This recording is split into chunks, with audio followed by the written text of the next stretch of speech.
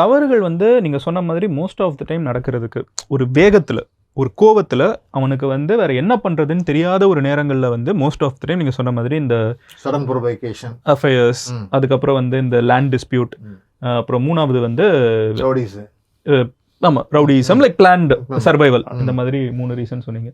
இந்த 3 அப்புறம் நீங்க வந்து சில எக்ஸாம்பிள்ஸ் கூட கொடுத்தீங்க சார். நீங்களும் வந்து அந்த ஒரு கேஸ் நடந்ததை சொன்னீங்க, அது தலையில போட்டு.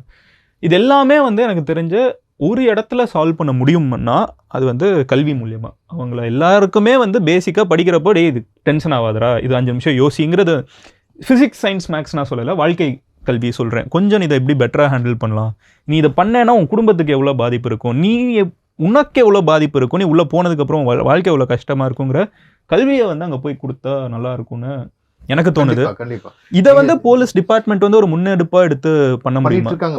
இப்போ இந்த போலீஸ் கிளப்னு வச்சிருக்காங்க எல்லா இடத்துலையும்.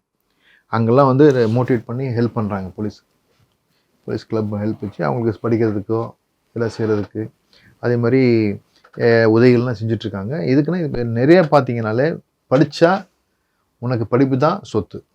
நீ படிச்சிட்டேன்னா நீ லைஃப்பில் வந்துடலாம். நீ படிக்காமல் இருந்து மற்ற ஆங்கிளில் போயிட்டேன்னா வேறு ஆங்கிளில் போய் நீ கெட்டு போகிற நீ.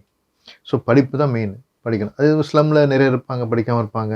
அது அப்பா இருப்பாங்க, அம்மா இருப்பாங்க, எல்லாம் லோவில் இருப்பாங்க, படிக்க மாட்டாங்க. ஸோ அந்த இதில் அந்த கல்ச்சரில் கொஞ்சம் இப்போ கவர்மெண்ட் நிறையா சத்துணவு போடுறாங்க. அந்த சத்துணவு சாப்பிட்றதுக்குன்னு படிக்கணும்னு வராங்க பார்த்தீங்களா, அதில் அப்படி இம்ப்ரூவ் பண்ணி கொண்டு போகணும்.